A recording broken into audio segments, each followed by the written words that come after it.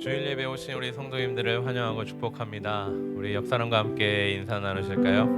만나서 반갑습니다. 예배 잘 오셨습니다. 우리 함께 주님 만납시다. 오늘 이 시간 정말 예배 가운데 하나님 만나고 돌아가시는 시간 되시기를 간절히 바랍니다. 우리 다 같이 일어나셔서 함께 찬양으로 주님 앞에 나아가겠습니다.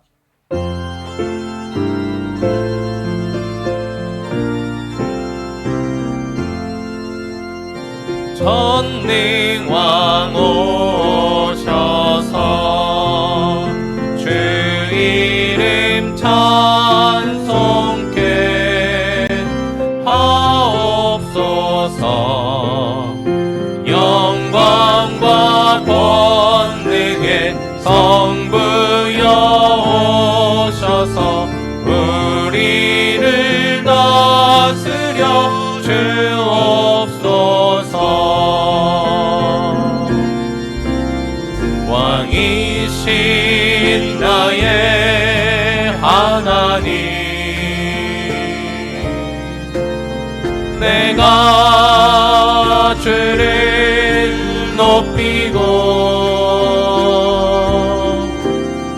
영원히 주의 이름을 송축하리이다.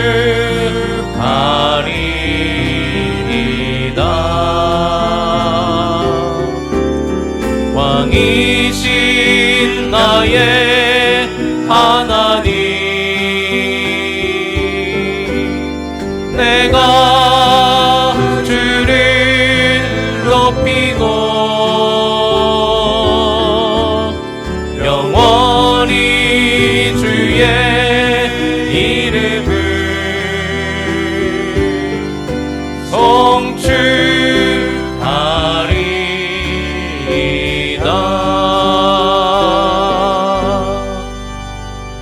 하나님은 영이시니 예배하는 자가 영과 진리로 예배할지니라.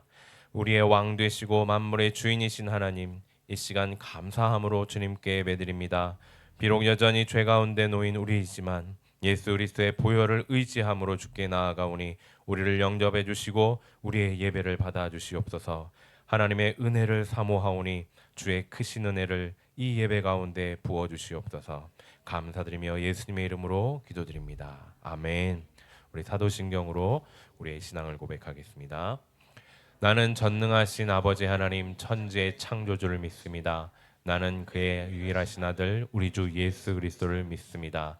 그는 성령으로 잉태되어 동정녀 마리아에게 나시고 본디오 빌라도에게 고난을 받아 십자가에 못 박혀 죽으시고 장사된 지 사흘 만에 죽은 자 가운데서 다시 살아나셨으며 하늘에 오르시어 전능하신 아버지 하나님 우편에 앉아 계시다가 거기로부터 살아있는 자와 죽은 자를 심판하러 오십니다. 나는 성령을 믿으며 거룩한 공교회와 성도의 교제와 죄를 용서받는 것과 몸의 부활과 영생을 믿습니다. 아멘. 우리 자리에 앉으셔서 우리 함께 찬양으로 주님께 나아가 뵙겠습니다.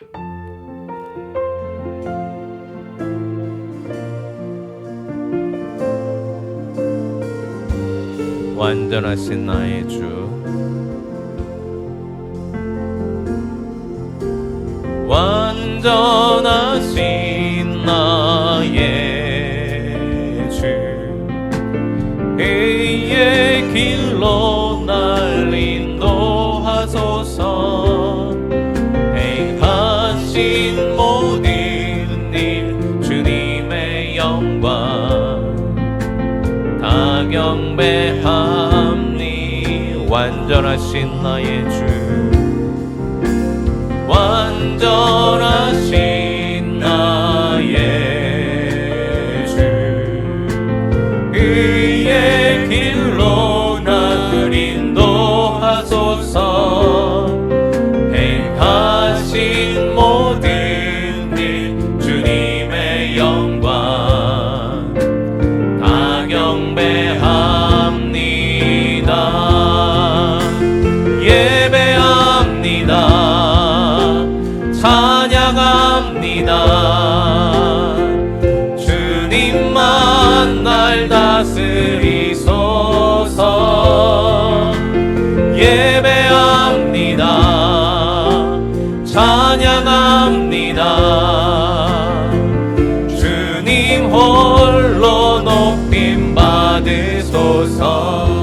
다시 한번 찬양합니다. 완전하신 나의 주. 아멘. 그의 길로 날 인도하소서. 행하신 모든 일 주님의 영광 다 경배합니다. 예배합니다. 찬양합니다. 주님만 날 다스리소서. 예배합니다. 찬양합니다. 주님 홀로 높임 받으소서. 예배합니다. 예배합니다. 찬양합니다. 주님만 날 다스리소서. 예배합니다. 찬양합니다. 주님 홀로 높임 받으소서. 우리 모두 예배하는 자 되어 온전히 영과 진리로 주를 예배하자. 주가 우리와 함께 영원히 함께 하시고 마르지 않는 샘물로 우릴 채우시리라. 우리 모두 예배하는 자 되어 온전히 영과 진리로 주를 예배하자. 주가 우리와 함께 영원히 함께 하시고 마르지 않는 샘물로 우릴 채우시리. 더 높은 목소리로 우리 모두 예배하는 자 되어 온전히 영과 진리로 주를 예배하자. 주가 우리와 함께 영원히 함께 하시고 마르지 않는 샘물로 우릴 채우시리. 우리 모두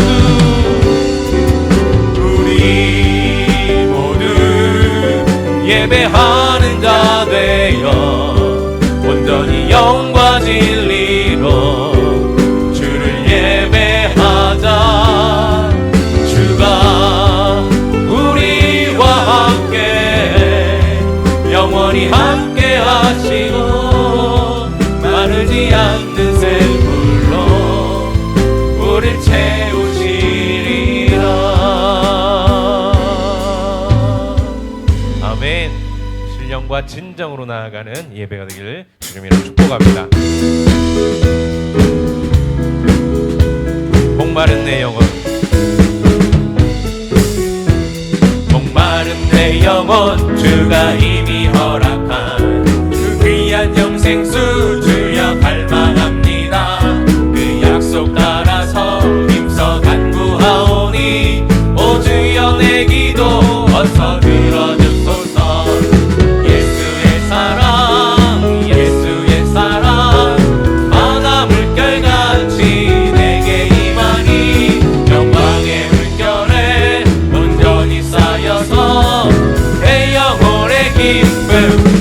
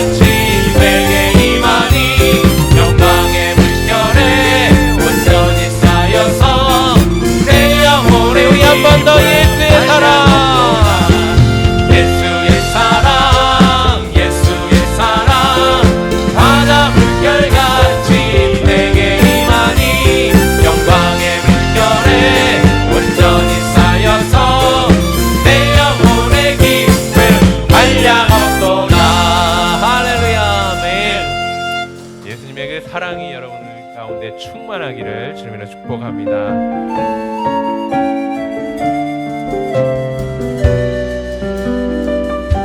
나는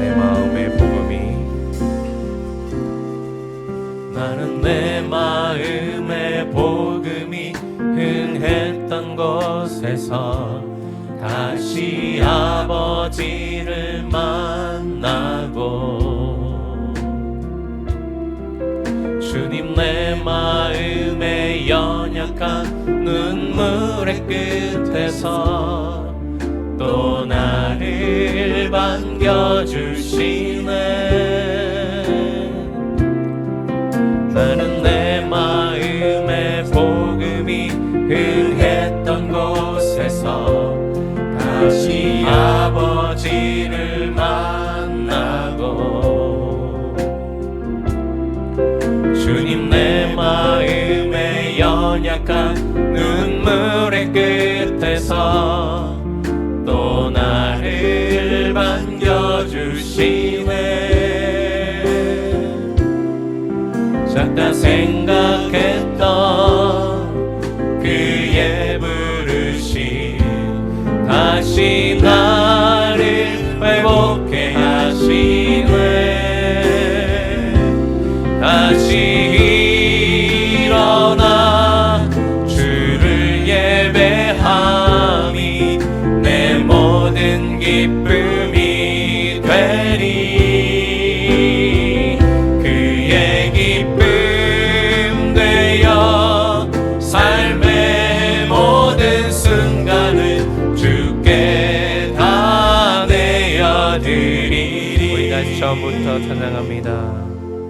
나는 내 마음의 복음이 흥했던 곳에서 다시 아버지를 만나고 아멘. 주님 내 마음의 연약한 눈물의 끝에서 또 나를 반겨주시네. 작다 생각했던 그의 부르심 다시 나를 회복해 하시네. 다시 일어나 주를 예배함이 내 모든 기쁨이 되리. 아멘. 그의 기쁨 되어 삶의 모든 순간을 주께 다 내어드리. 다시 일어나 주를 예배함이 내 모든 기쁨이 되리. 그의 기쁨 되어 삶의 모든 순간을 주께 다 내어. 다시 일어나 높은 목소리로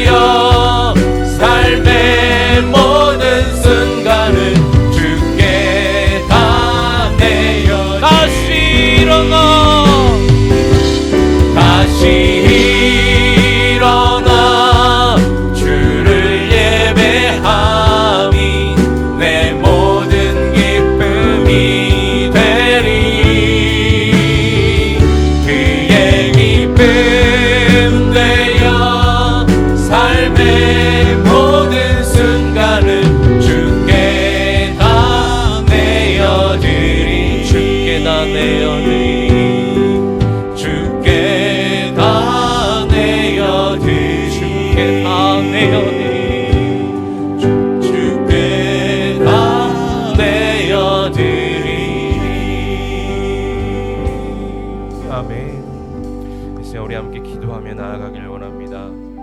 한 주간 동안 우리가 하나님 앞에 기도하고 싶었던 것들, 또 우리 가운데 중보 기도가 필요한 우리의 가족들, 지인들, 우리 이웃들을 위해 또 이 시간 이 예배 가운데 정말 주님 만나기를 간절히 바라는 마음으로 이제 우리 함께 다 같이 기도함으로 주님 앞에 나아가겠습니다.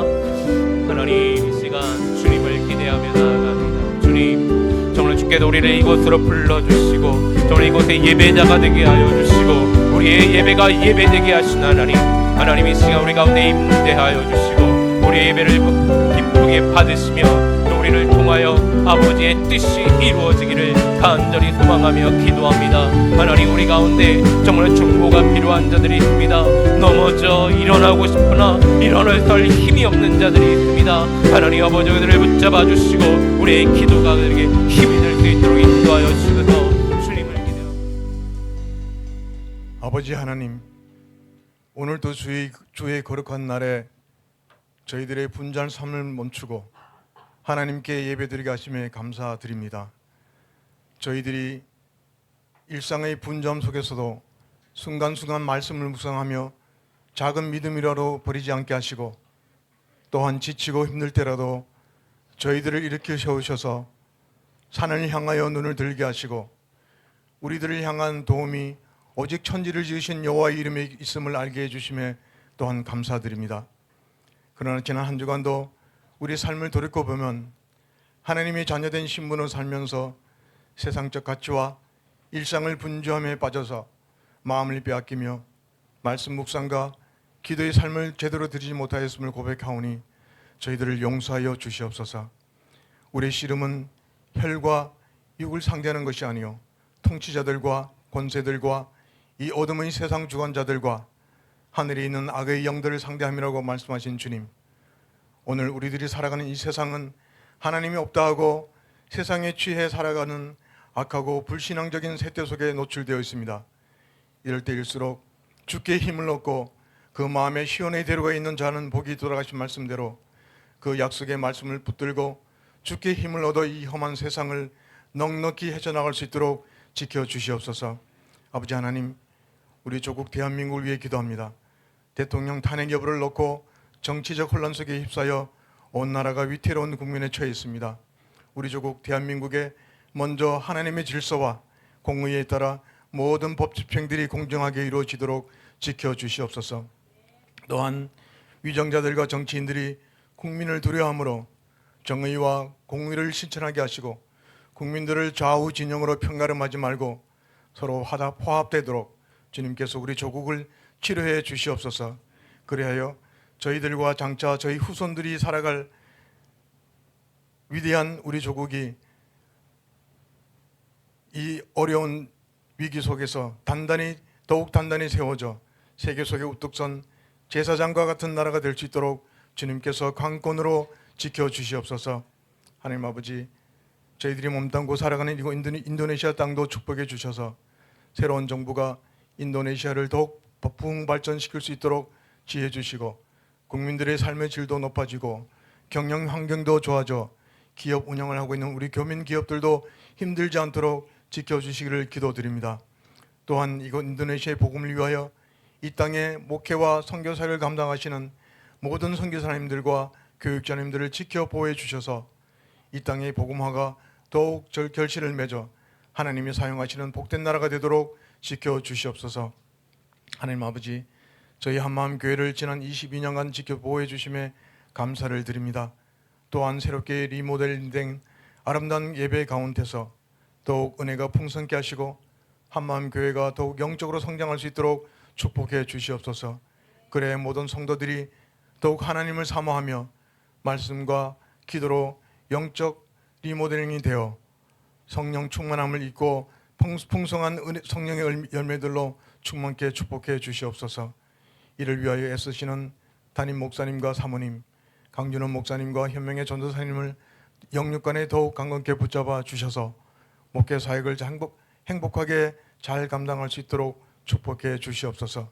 또한 중직자들과 성도들이 서로 함께 힘을 합하여 교회를 더욱 든든히 세워감으로 하나님의 마음에 합당한 생명의 멸관을 얻는 한마음 교회가 되도록 축복하여 주시옵소서.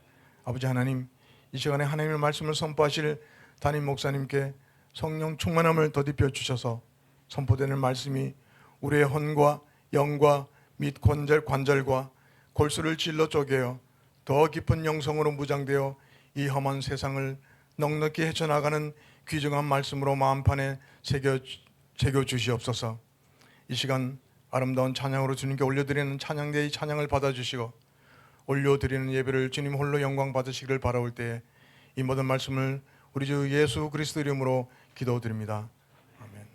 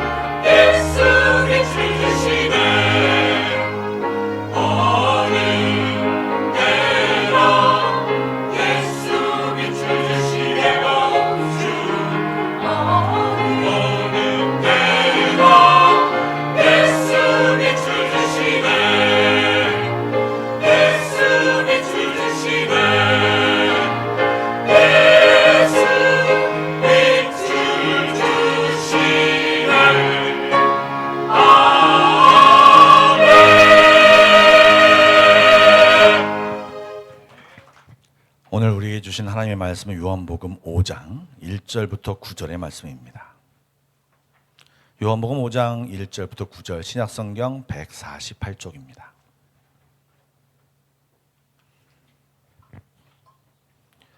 요한복음 5장 1절부터 9절까지의 말씀을 우리 함께 서로 교독하여 읽도록 하겠습니다. 제가 먼저 읽겠습니다. 그 후에 유대인의 명절이 되어 예수께서 예루살렘에 올라가시니라.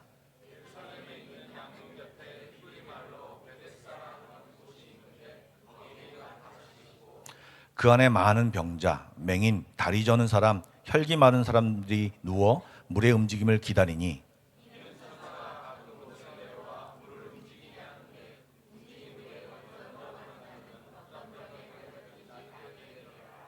거기 38해 된 병자가 있더라.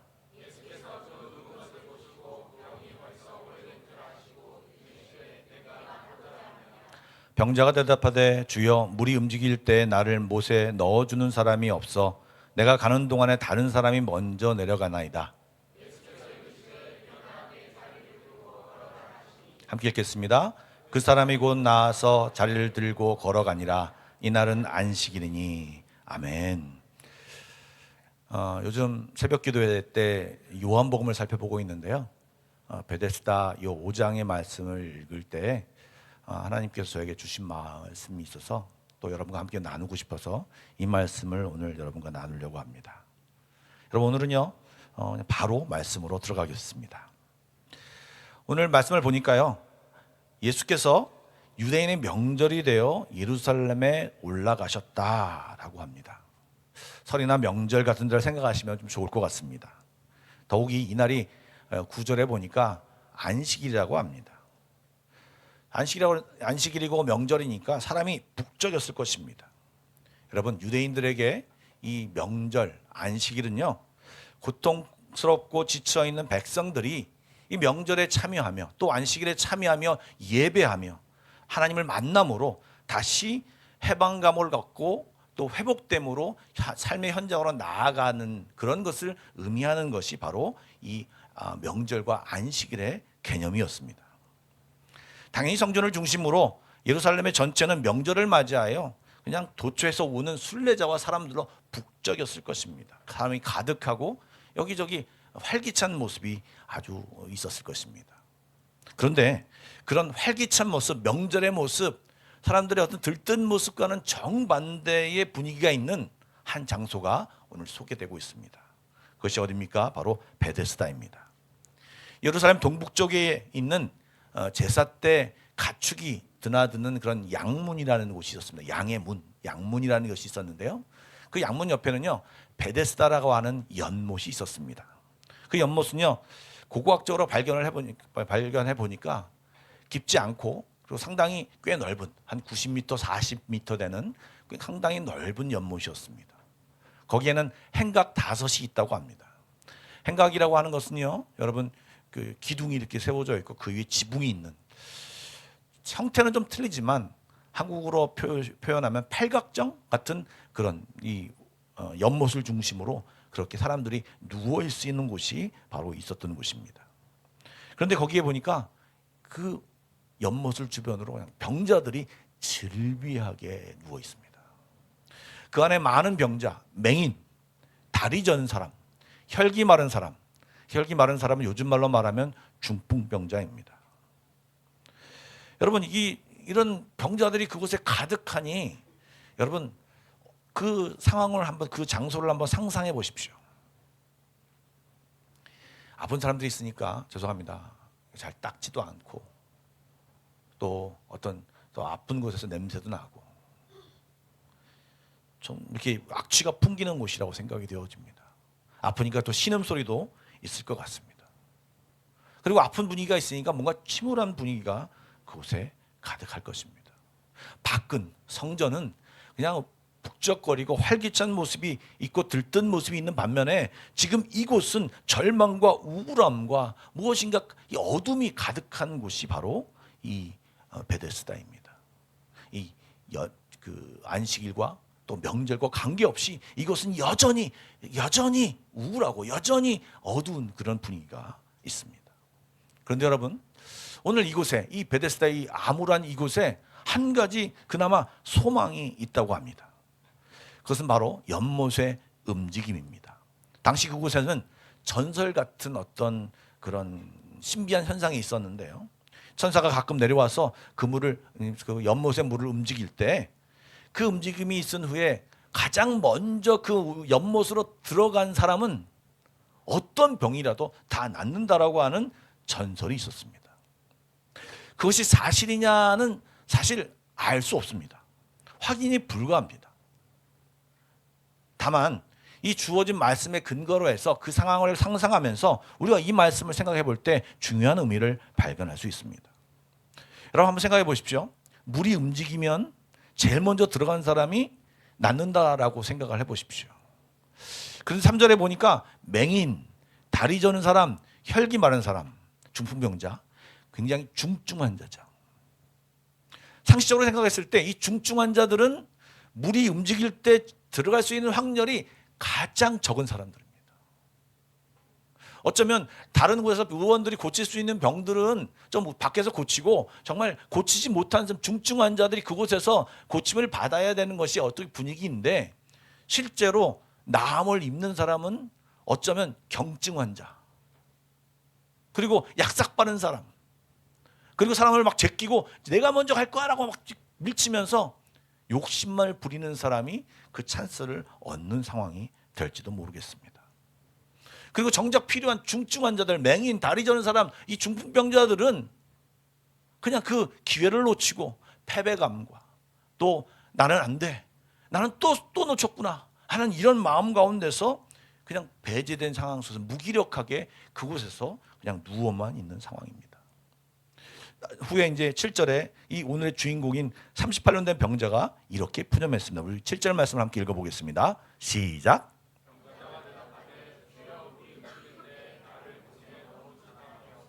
내가 가는 동안에 다른 사람이 먼저 내려가니이다. 무슨 말입니까? 38년 된 병자들은 이미 시도해 보았습니다. 자기가 애써서 나가보려고 했었습니다. 스스로 애써 보기도 하고 다른 사람을 의지해 보기도 했지만 누군가가 늘 자기보다 먼저 그 연못에 도착함으로 자기는 그 나음의 기회를 계속해서 놓치는 가운데 있습니다. 여러분, 이 7절 말씀에 어디 병자에게 희망이 있습니까? 희망이 없어진 상태입니다.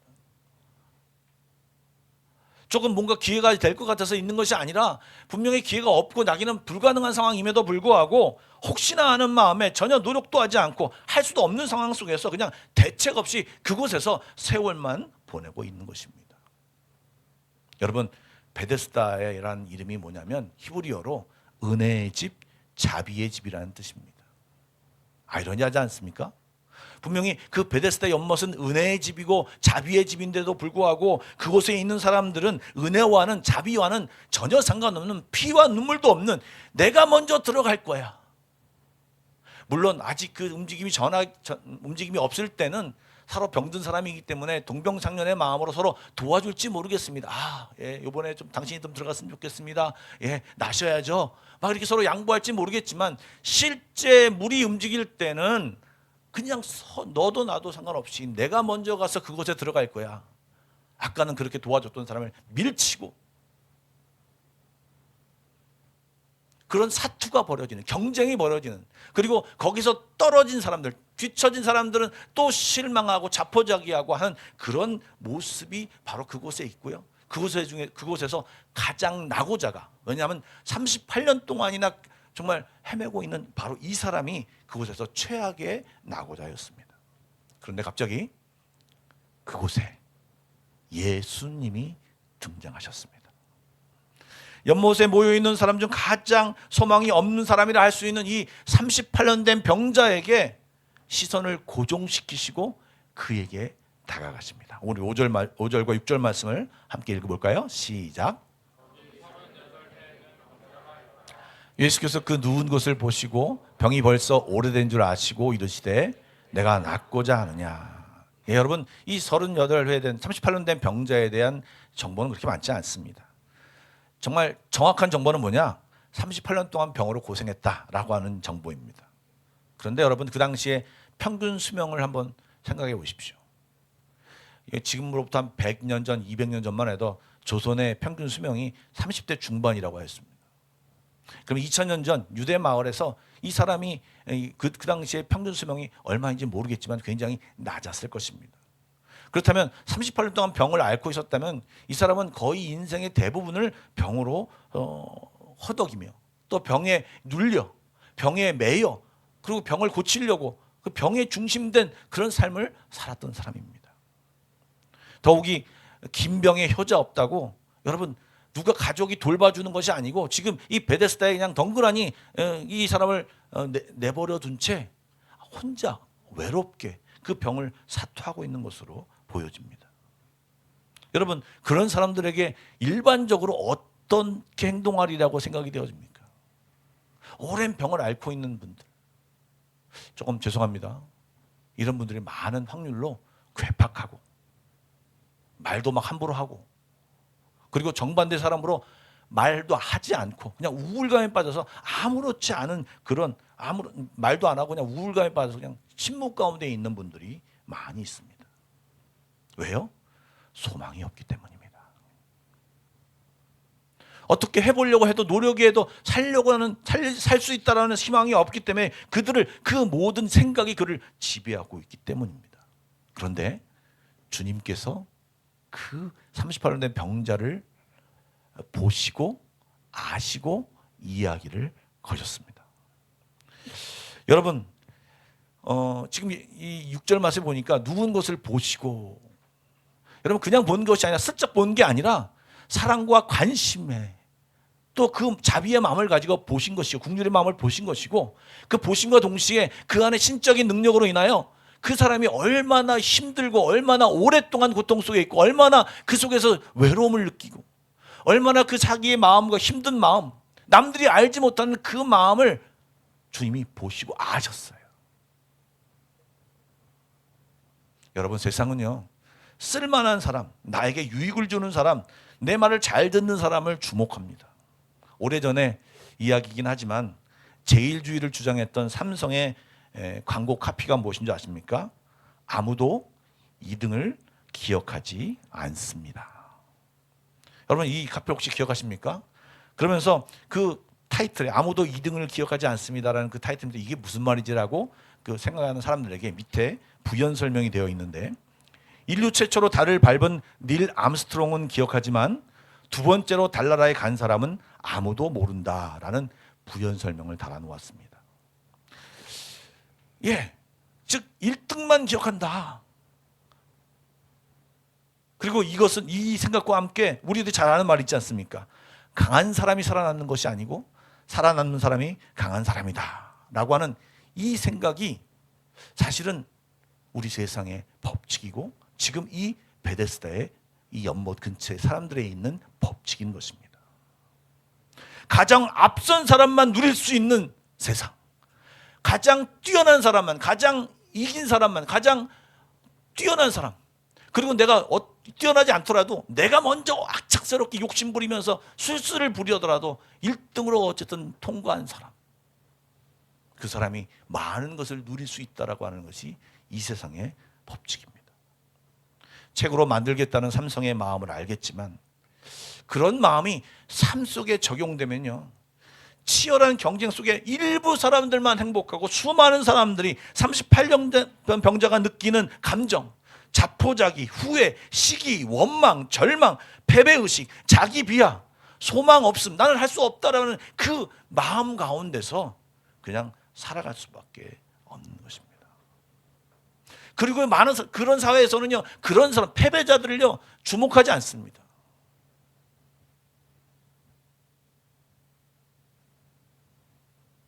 그런데 우리 주님은 그 사람을 주목하십니다.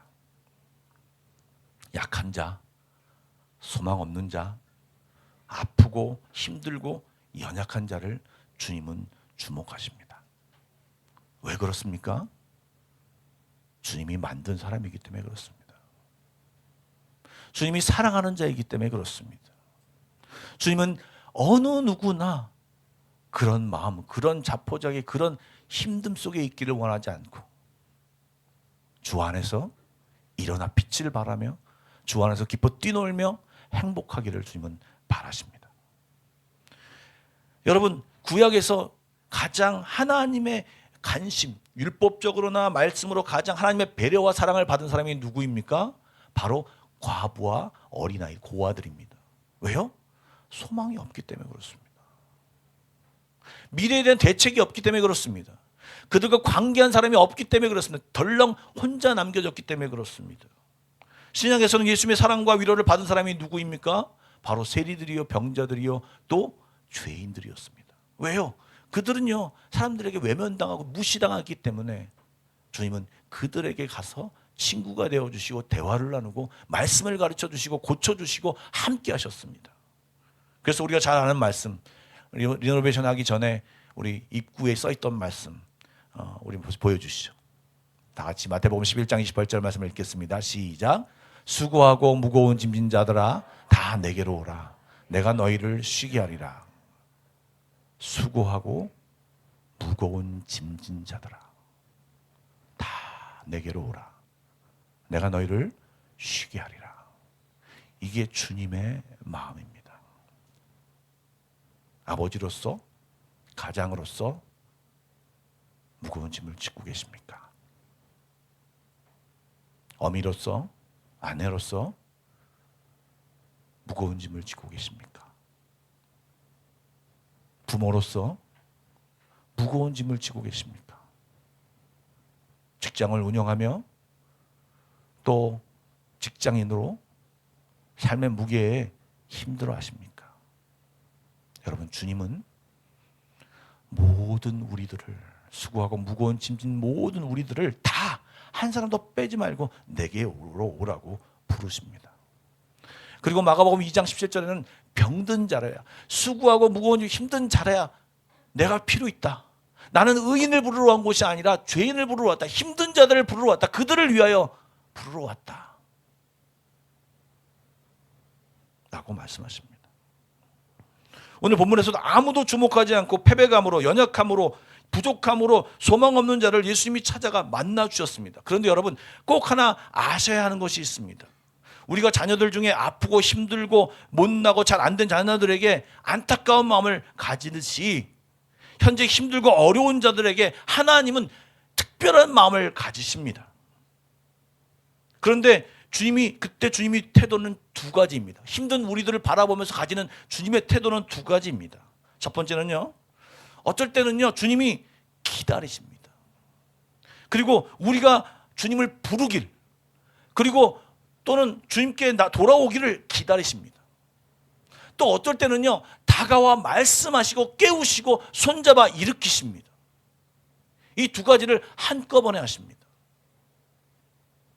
우리의 수준에 맞게, 우리의 상황에 맞게, 우리가 당한 상황에 맞게, 또 우리에게 어떤 것이 유익한지를 알고 주님은 네가 이 상황에서 나를 불러라, 발길을 돌이켜라 라고 말씀하시기도 하고요. 주님을 전혀 잊은 채 헤매고 있는 우리들을 향해서 다가와서 말씀하시고, 나 있다, 나를 좀 봐봐, 내 손 잡아라, 이렇게 말씀하십니다. 여러분, 이 모습이 탕자의 비유에 너무나도 잘 나타나 있습니다. 여러분, 탕자의 비유의 둘째 아들은요, 아버지의 재산을 다 가지고 갔지 않습니까? 그런데 아버지가 늘 집문 앞에 나가서 그 둘째 아들을 기다립니다. 쫓아가서 그 애를 데리고 오지 않습니다. 그가 돌이키자 아버지가 그를 보고 측은히 달려가 그를 입맞추고 맞아주십니다. 그리고 아들로 다시 세우십니다. 그리고 어쩌면 말하는 진짜 탕자, 진짜 아버지의 마음을 모르는 그 첫째 아들은요, 그 첫째 아들이 노하여 들어가고자 하지 아니하거늘 이때는요, 아버지가 나와서 그 첫째 아들에게 권하는 모습입니다. 들어가자. 이렇다가 얻은 아들 아니냐, 네 동생 아니냐, 들어가자라고 말하면서 직접 말씀하시기도 하십니다. 여러분, 지금 이 두 번째 모습, 와서 말씀하시는 모습, 이것이 바로 이 38년 된 병자에게 이 주님이 오셔서 하신 태도인 것입니다. 그에게 아무런 소망이 없기 때문에, 그에게 아무런 대책이 없기 때문에, 주님을 바라보려고 하는 마음도 없기 때문에, 주님이 오시면 그에게 소망이 없기 때문에, 오시지 않으면 소망이 없기 때문에 주님은 그에게 가신 것입니다. 6절과 7절 말씀을 한번 보시죠. 다 같이 읽어보겠습니다. 예수께서 그 누운 것을 보시고 병이 벌써 오랜 된 줄 아시고 이르시되 내가 낫고자 하느냐. 병자가 대답하되 주여, 물이 움직일 때 나를 못에 넣어주는 사람이 없어 내가 가는 동안에 다른 사람이 먼저 내려가니이다. 여러분, 병든 자에게, 지금 힘든 자에게, 병으로 38년이나 고생한 자에게 그것을 또 아신 주님이 그 사람에게 네가 낫고 싶으냐? 너 낫기를 원하느냐? 이상한 질문을 하십니다. 여러분, 아픈 사람이 당연히 낫기를 원하지 않을까요? 그런데 왜 예수님이 그런 질문, 이상한 질문을 하실까요? 그런데요, 곰곰이 생각해 보면요, 병을 앓은 사람들이 다 살려고 이런 의지가 있는 것이 아닙니다. 지금 이 38년 명절은요, 삶의 의지가 없습니다. 자기는 체념 가운데, 자포자기 가운데 낳고자 하는 소원마저 잊고 있는 심각한 상태에 있는 것입니다. 그래서 사는 것이 이렇게 사는 것이 내 팔자고 나는 구제불능이야. 난 안 돼. 내가 기도해도 하나님이 듣지 않으셔. 라고 하는 이런 어떤 소망과 어떤 생각과 란 그런 어떤 희망과 소망이 전혀 없는 상태에 이 사람이 있기 때문에 주님은 그 사람에게 소망을 불어넣어 주시기 위해서 네가 낳고자 하느냐. 이 말은 뭐냐면 주님이 대화하고자 싶은 것입니다. 말하지 않는 그냥 우울감에 빠진 아무 생각도 없는 그에게 다시금 말을 시키며 소망을 주고자 하시는 것입니다. 그러자 병자가 주여 물이 움직일 때 나를 못에 넣어두는 사람이 없어서 내가 가는 동안에 다른 사람이 먼저 내려갑니다. 나를 도와주는 사람이 없어서 나는 이제 할 일이 없습니다. 나는 이제 죽을 수밖에 없습니다. 아무런 희망이 없는 모습을 보여줍니다. 근데 여러분, 이 사람이 병이 몇 년 됐다고요?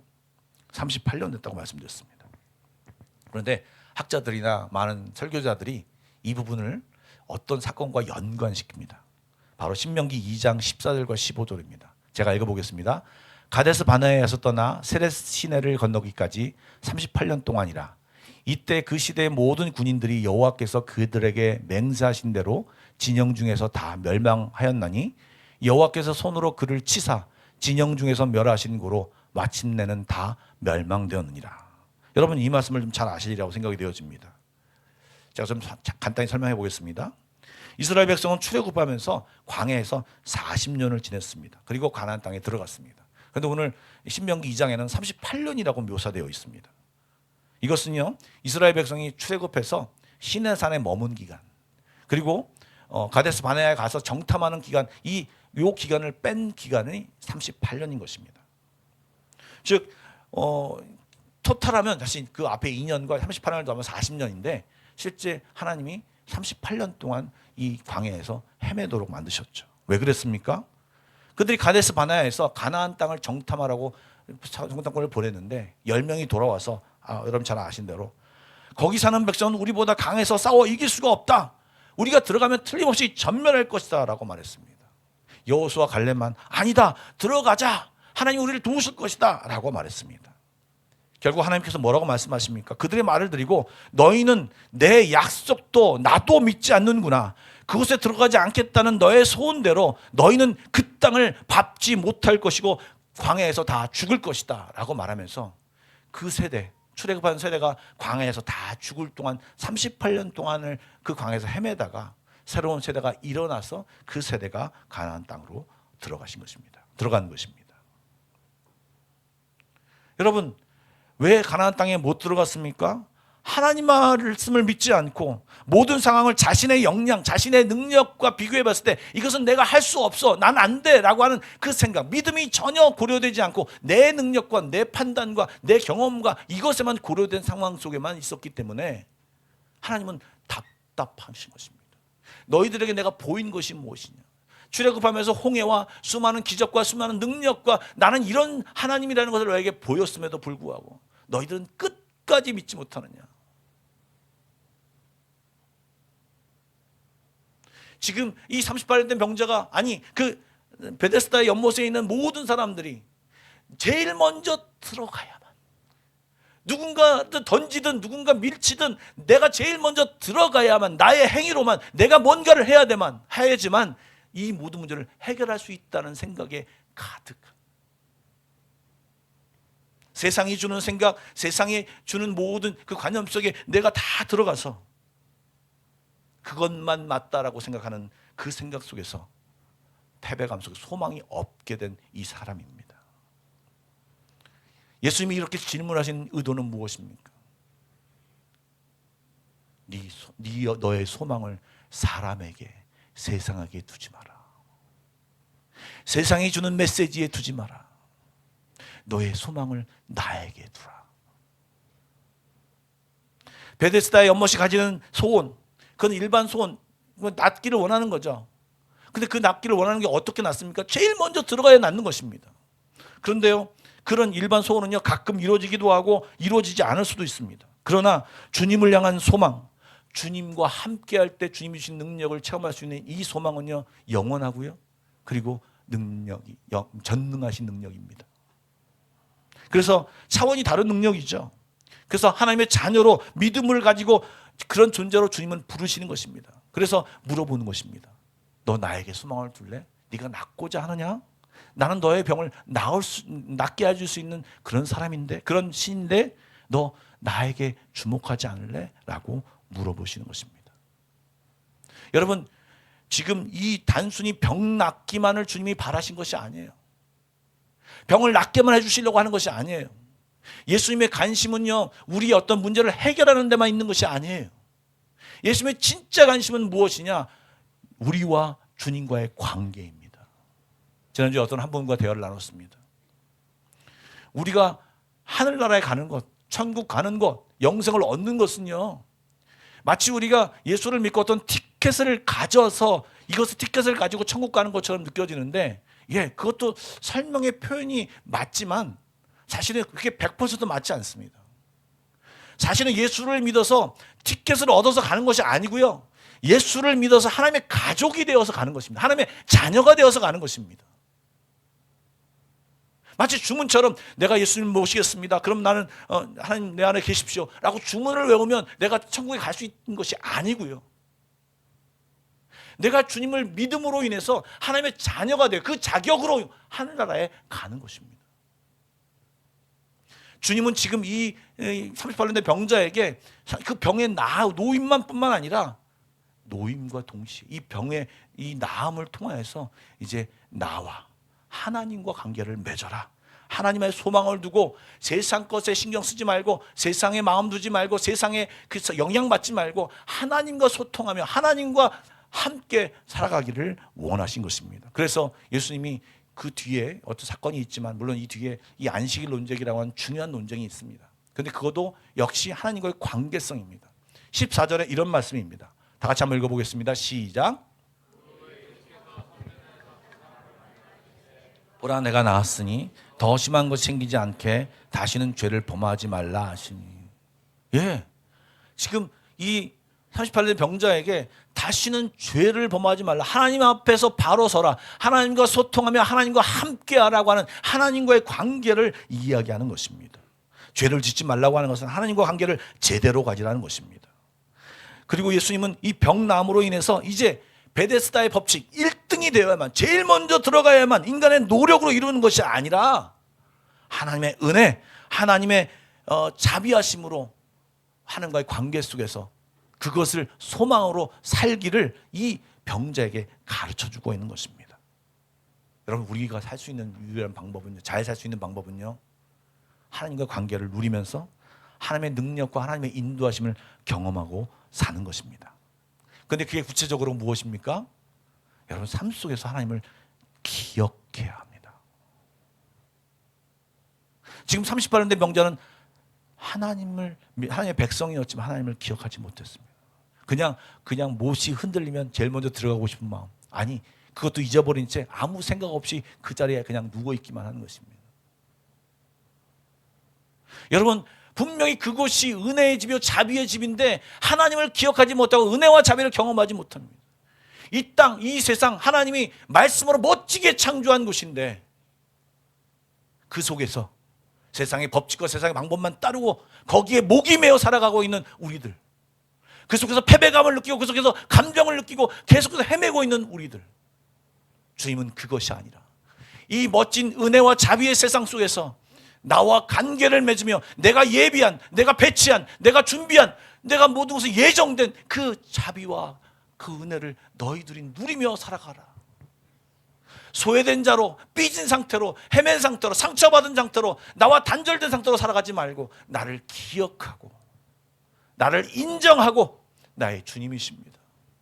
또 주님과 소통하며 기도하며 주님과 대화하며 말씀 보고 읽으며 주님 앞에 얘기하며 주님이 나를 도와주실 거야, 주님이 나의 하나님이야, 주님이 나의 왕이야 라고 주님이 나를 도와주실 거라는 주님의 기대감을 가지고 소망 가운데 살아가기를 주님은 원하시는 것입니다. 주님 안에 소망을 두라는 말은요, 주님과 관계를 갖고 소통하며 주님을 경험하고 살기를 주님이 진짜 우리에게 원하시는 것입니다. 여러분 직장에서, 여러분 가정에서 여러분의 힘과 논리와 여러분의 생각대로 하지 마시고 주님을 부르며 주님을 기억하고 인정하고 소통하며 기대하며 소망을 가지고 주님 안에 사시기를 주님의 이름으로 축복합니다. 그럴 때 이 땅은 아무리 어렵고 힘들고 어려움이 있을지라도 자비의 집이요 은혜의 장소인 것입니다. 그 은혜와 자비를 누리며 살아가시길 축복합니다. 예, 8절과 9절 말씀을 한번 다시 읽어보겠습니다. 다 같이 한번 읽어보겠습니다. 시작. 예수께서 이르시되 일어나 내 자리를 들고 걸어가라 하시니 그 사람이 곧 나아서 자리를 들고 걸어가니라. 이날은 안식일이니. 예, 이 말씀은요, 지금 이 사람이 들은 것이 무엇입니까? 예수님의 말씀입니다. 도와주겠다, 이번엔 당신 차례라고, 당신이 오래 있었으니 이번에는 당신이 들어가셔야 한다고 말해놓고 물이 움직이면 완전히 말을 바꾸는 그 사람이 아니라 당신의 옆에 털썩같이 내가 도와주겠다라고 막 해준 사람이 배반하는 그 사람을 믿는 우리들이 아니라, 사람을 믿는 우리들이 아니라, 또 내 안에 내가 할 수 있어, 내가 모든 걸 이겨낼 거야, 나는 이걸 견뎌낼 거야 라고 하는 자기를 의지하고 자기의 힘으로 살아가려고 하는 그 어리석음, 실력이 없는데, 능력이 없는데 그것을 내려놓고 아무도 책임지지 않고 사탕발림으로 늘 속임당하는 다른 사람에게 여러분 의지하지 마십시오. 사람은 의지의 대상이 아닙니다. 사람은 사랑의 대상이지 의지의 대상이 아닙니다. 그러나 변하지 않는, 한 번도 변하지 않고 동일하고 여전히 능력이 있는 그분의 말씀을 붙들어요. 그 말씀을 따라 행동해야 우리는 하나님 안에서 소망이 현실화되는 것을 보며 살아갈 수 있는 것입니다. 여러분, 다행히 병자는 말씀에 순종했습니다. 일어섰습니다. 일어설 수 없다는 생각으로 가득했는데 예수의 말씀을 듣자마자 박차고 일어났습니다. 예전에는 누구의 도움을 받아 어그적 걸어갈 수밖에 없었는데 이제 주님의 말씀에 대하여 일어섰더니 당당히 걸어갈 수 있습니다. 다른 사람을 의지하지 않고는 살아갈 수 없었는데 이제는 나 혼자 주님과 함께 살아갈 수 있음을 알게 되었습니다. 그리고 모든 불행이 다른 사람 탓이라고 생각했었는데 실제는 내 안에 믿음을 갖지 않은 내 탓이었습니다. 내 문제였습니다. 내가 행동하지 않아서 그렇습니다. 여러분, 주님은 나에게 소망을 두라는 말씀과 동시에 그 소망을 이루는 방법을 주셨는데 그것이 뭐냐? 말씀대로 살아보라는 것입니다. 말씀대로 살아갈 때 그 소망은 실제가 됩니다. 실제 존재하는 것이 됩니다. 머릿속으로만 소망을 두고 막 이루어지지 않는 그냥 가상의 현실을 갖다가 바라는 그런 소망이 아니라 말씀대로 살아볼 때, 말씀대로 행동할 때 그 소망이 실제가 되어서 경험하며, 하나님을 경험하며, 하나님을 안에 사는 것이 이것이구나, 그러면서 또 하나님 앞에 소망을 가질 수 있는 사람이 될 수 있게 되는 것입니다. 사랑하는 여러분, 주 안에서 꿈을 꾸고 살아가는 이 한 해가 되기를 원하는데요, 이런 믿음이 우리 안에 있어야 됩니다. 하나님을 바라봐야 합니다. 하나님을 기억하고 인정하고 소통하고 기대하고 소망을 갖고 살아가시길 주님의 이름으로 축복합니다. 그리고 그분이 말씀하시는 단위에서 말하는, 여러분, 제가 얘기하는 것이 제 얘기가 아닙니다. 제 얘기 할 때가 있죠. 예, 그럴 땐 저는 제 얘기입니다, 제 느낌입니다, 제 생각입니다 라고 말씀드립니다. 그러나 여러분, 제가 이 단위에서 말하는 말씀은 하나님의 말씀입니다. 제가 그냥 대언하는 것뿐입니다. 여러분이 말씀을 읽으며 하나님의 주신 마음, 그 말씀대로 나의 삶 가운데 적용해 보시기 바랍니다. 순종이 믿음입니다. 생각하고 동의하는 것이 믿음 아닙니다. 내 삶 가운데 해보고 그것을 실천할 때, 그것이 실제가 될 때 우리의 믿음은 더욱더 커지는 것입니다. 여러분, 주님과 의논하십시오. 회사 문제, 진로의 문제, 부부의 문제, 자녀의 문제, 여러분 제발 하나님과 의논하십시오. 하나님과 의논하십시오. 하나님 앞에 무릎 꿇으십시오. 혼자 스스로 자포자기하지 마시고 이 38년대 명절처럼 그냥 아무 대책 없이 살아가지 마시고 우리를 사랑하시고 우리를 지켜보시고 기다리시는 그분께 소망을 두고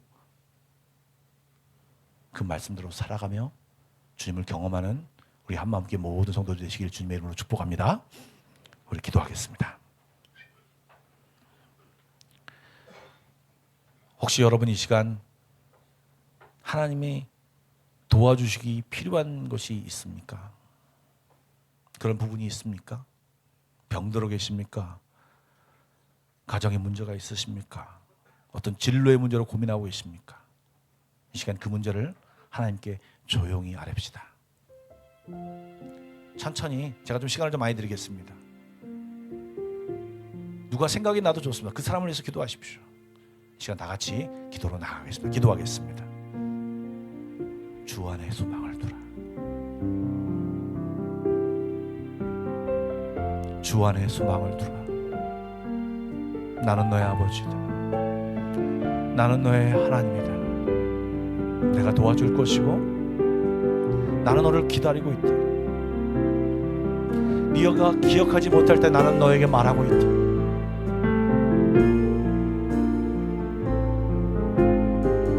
누구야? 나를 바라봐라. 내가 너를 도와줄 것이다. 나는 너를 사랑하는 하나님이다. 나는 너를 사랑하는 전능한 하나님이다. 너의 경험과 너의 생각과 너의 판단에 매몰되어 있지 마라. 네가 그렇게 미워하던 그 사람, 너를 상처 줬던 배반했던 그 사람들을 집중하지 마라. 그는 원래 도와줄 수 없는 사람이다. 그러나 나는 너를 도와줄 수 있다. 나는 너의 하나님이다. 나는 너의 아버지다. 내게로 와라. 내게로 와라. 내가 돌봐주고 내가 너와 함께하겠다.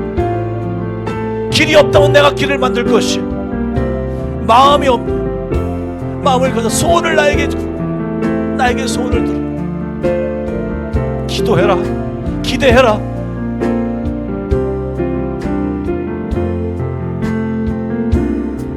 소망을 잃어버린 자처럼 살지 않게 해주십시오.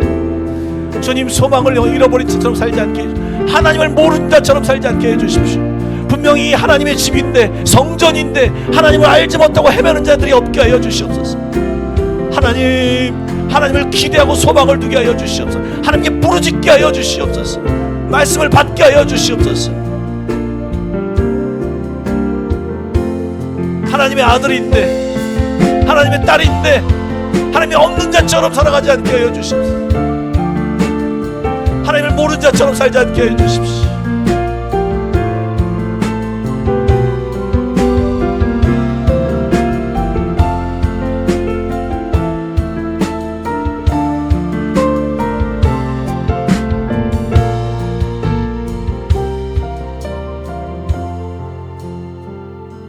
하나님, 우리 모두는 예수 그리스도의 핏값으로 사신 우리 존귀한 하나님의 자녀들입니다. 나는 하나님의 존귀한 아들이고 딸입니다. 주님이 우리를 기다리시고 또 우리를 부르시고 계심을 믿습니다. 주님께 나아가게 하시고 주 앞에 다 아뢰게 하시고 우리의 삶 가운데 주님을 인정하고 기억하고 소통하고 기대하며 소망을 가지며 살아가게 하여 주시옵소서. 들은 말씀을 그대로 내려놓지 마시고 내려놓지 않고 그 말씀을 붙들고 지키며 행동하며 실천하며 살게 하셔서 하나님이 약속하신 모든 성경의 말씀이 내 삶 가운데 실제가 되게 하여 주시옵소서. 예수님의 이름으로 기도드리옵나이다. 아멘. 찬송가 445장 부르시면서 준비하신 예물을 함께 드리도록 하겠습니다. 445장입니다.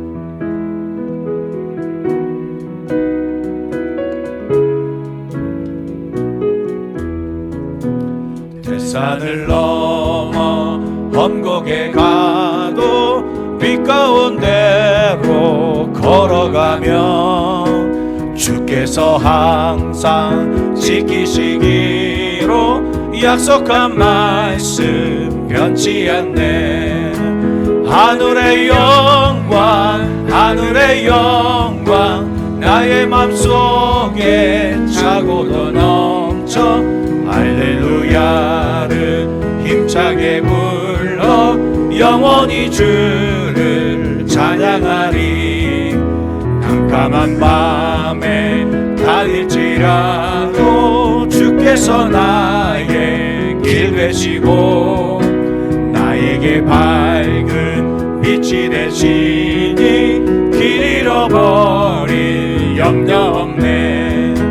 하늘의 영광 하늘의 영광 나의 맘속에 차고도 넘쳐 할렐루야를 힘차게 불러 영원히 주를 찬양하리. 광명한 그 빛 마음에 받아 찬란한 천국 바라보고 할렐루야를 힘차게 불러 날마다 빛에 걸어가니. 하늘의 영광 하늘의 영광 나의 맘속에 차고도 넘쳐 할렐루야를 힘차게 불러 영원히 주를 찬양하리. 기도하겠습니다. 사랑해 주님 감사드립니다. 오늘도 말씀을 받았는데 하나님 순종하게 하시고 그 말씀이 내 마음속에 살아서 역사하여 주셔서 하나님의 놀라운 은혜를 체험하며 그 은혜가 실제가 되게 하여 주시옵소서. 오늘도 주님 앞에 감사의 예물 또 각각의 제목의 예물을 주님 앞에 올려드립니다. 주님 받아 주시옵소서. 또한 우리의 기도도 올려드리오니 하나님 응답하여 주시고 특별히 요즘 이 자카르타 땅 인도네시아 땅이 살기가 참 어렵다고 합니다. 사업을 또 잘 안 되지 않고 모든 물가가 어렵다고 얘기합니다. 하나님 아버지 우리를 선한 길로 인도하여 주시고 복된 길로 인도하여 주시고 주님이 기뻐하신 일을 감당할 수 있도록 우리에게 하늘의 복을 허락하여 주옵소서. 나가거나 들어오거나 어떤 일을 하든지 주의 복으로 사는 우리 모든 성도들 다 될 수 있도록 인도하여 주옵소서. 살 길을 알게 하여 주시고 하나님이 복 주시는 길이 어떤 길인지를 큰 눈을 뜨고 믿음의 눈을 뜨고 보고며 그 길을 걸어가게 하여 주옵소서. 흩어진 우리의 성도들 어디 있든지 간에 같은 은혜로 함께하여 주시옵소서. 예수님의 이름으로 기도드리옵나이다. 아멘. 예, 교회 소식을 말씀드리도록 하겠습니다. 먼저 저희 교회에 등록하신 분 있습니다. 3분인데요. 사업을 하시고 이곳에 오셔서 사업을 이제 준비를 하시는 가운데 물론 뜨문뜨문 저희 교회 오셨어요. 근데 지난주에 등록 카드를 내주셨는데요. 김명렬 성도님, 그다음에 우리 박진영 성도님, 그다음에 우리 윤석상 성도님 3분 다 한번 일어나시겠습니까? 네. 저희 여러분 박수로 환영하겠습니다. 네. 감사합니다. 예, 앉으십시오. 이제 오늘 식사하실 때 그냥 저분 누구신가 이렇게 하지 마시고 말도 좀 시키시고 대화도 좀 나누시고 이렇게 했으면 좋겠습니다. 예, 우리 감사합니다. 예, 앞으로 등록을 원하시거나 그러면 등록 카드가 밖에 있고요. 그다음에 혹시 방문하셔서 소개를 원하시면 방문 카드를 작성해 주시면 소개를 하겠습니다. 그리고 2025년 성경 공부는 르바란이 3월 말에 끼어 있어서 3월 이후에 시작하겠습니다. 그래서 3월 달에 성경 공부 모집을 하겠습니다.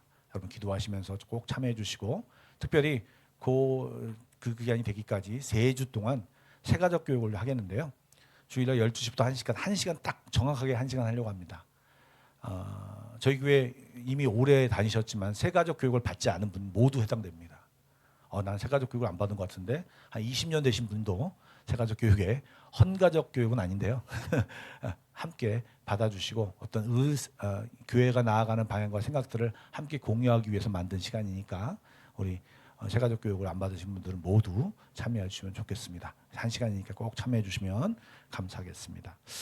다음 주에는요 재직회로 모이겠습니다. 여러 가지 연간 예산도 말씀드리고 또 지난해 결산도 하고 또 중요한 일 결정할 일들이 있기 때문에 다음 주에 꼭 참석해 주시면 감사하겠습니다. 연합 구역 예배가 이번 주 금요일부터 시작됩니다. 금요일 날 있고요. 그다음 구역 예배가 다음 주부터 시작됩니다. 먼저 연합 구역 예배를 이번 주 10시 반에 모이니까 우리 다 참석해 주시면 감사하겠습니다. 그리고 우리 지난주에 인사를 못 했는데요. 우리 공은아 집사님과 박용래 집사님 앞으로 좀 나오셔서 좀 같이 좀 인사했으면 좋겠습니다. 한 3주 전쯤에 이제 아버님께서 소천하셔서 장례를 치르고 돌아왔습니다. 우리 한번 고개를 숙여서 인사하겠습니다. 기도하겠습니다. 하나님, 사랑하는 아버지를 먼저 보내고 또 마음이 아프지만 하나님, 이 가정에 이 아버지께서 예수를 아는 기쁨을 주셔서 너무나도 감사합니다. 다시 만날 수 있는 소망을 갖게 하시니 감사합니다. 지금 먼저 가셔서 하늘에서 자기 가족들을 기다리고 계심을 또 믿습니다. 하나님, 남은 자녀들이 마음은 안타깝지만 그 마음을 위로하여 주시고 이제 그 믿음 생활을 잘하여 더 예수를 잘 믿는 귀한 가정 되고 복된 가정 될 수 있도록 하나님 축복하여 주시옵소서. 이 두 분 하나님의 놀라운 은혜와 평강이 더 함께하여 주시옵소서. 예수님의 이름으로 기도드리옵나이다. 아멘. 들어가겠습니다. 오늘 두 분이 여러분 같이 기도해 주시고 함께해 주셔서 고맙다고 떡을 준비했습니다. 맛있게 드시기 바랍니다. 우리 좌우 옆 사람과 인사하겠습니다. 사랑하고 축복합니다. 그리고 좀 긴데요. 잘 조리 있게 말씀하시기 바랍니다. 잘 다 듣고 말씀하시기 바랍니다. 힘드시고 어렵겠지만 하나님께 소망을 두십시오. 하나님이 당신을 도와주실 것입니다. 하나님이 당신과 함께 하실 것입니다. 그럼 우리 모두 다 같이 아멘, 아멘. 다 같이 일어나서 결단성으로 축도 예배를 마치겠습니다.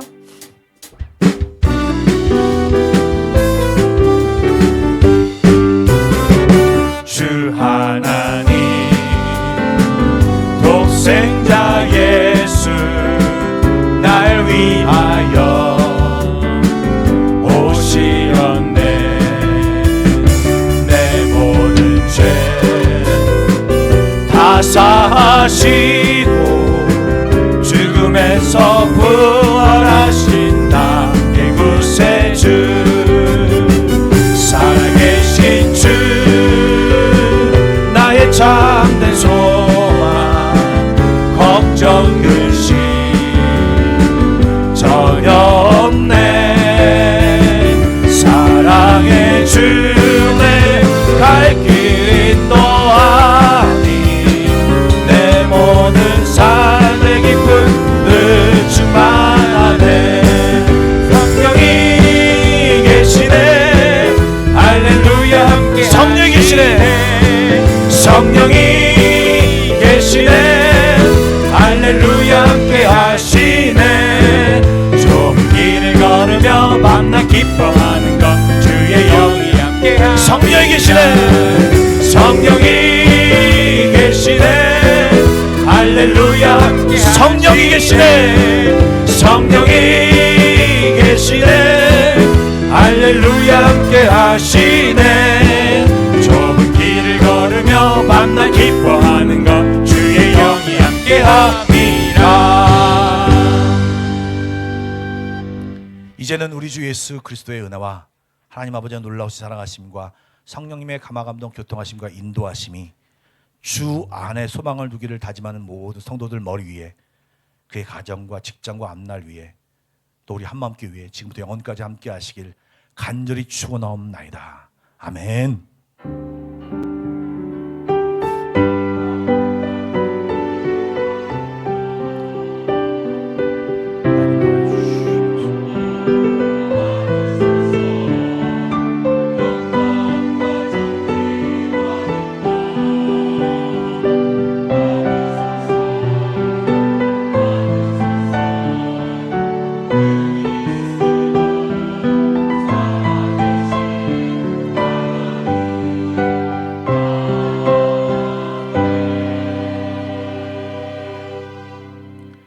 예배를 마쳤습니다. 평안히 돌아가십시오.